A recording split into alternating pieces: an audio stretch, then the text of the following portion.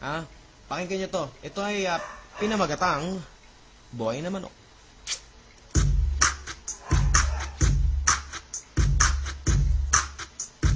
One, two, three, four. Kumakain ako ng buhay na manok. Kumakain ako ng buhay na manok. Kumakain ako ng buhay na manok.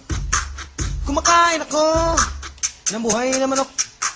Pag nagluto ka ng fried chicken, pasensya ka na chong, pero di ko kakainin. Pag nagluto ka ng fried chicken, pasensya ka na huy chong, pero di ko kakainin. Dahil kumakain ako ng buhay na manok. Kumakain ako ng buhay na manok. Kumakain ako ng buhay na manok. Kumakain ako ng buhay na manok. Pag nagluto ka ng tinola, kahit gawa pa ni Lola, ayoko niyan. Ayoko niyan. Kahit gumawa ka ng adobo, gawa man ng matalino o bobo, ayoko niyan. Ayoko niyan. Dahil kumakain ako ng buhay na manok. Kumakain ako ng buhay na manok. Kumakain ako ng buhay na manok.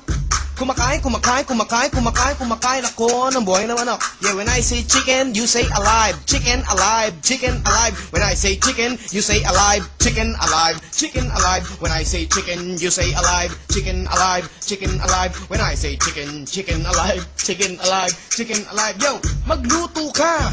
Kahit pinyahan mo pa, kahit lagyan mo ng curry yan, di ko kakainin yan. Ayoko niyan. Lalo na yung bagong luto. Ayoko niyan. Ano ko? Uto-uto. Kasi kumakain ako ng buhay na manok.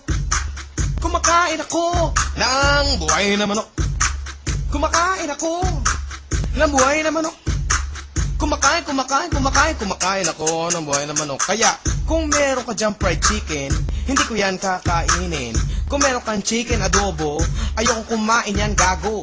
Kung meron ka pa dyang niluto, basta't manok na patay, ayokong kainin dyan dahil gusto ko'y buhay. So everybody na, kumakain ako ng buhay na manok. Everybody na, kumakain ako ng buhay na manok. Come on, yo. Kumakain ako ng buhay na manok.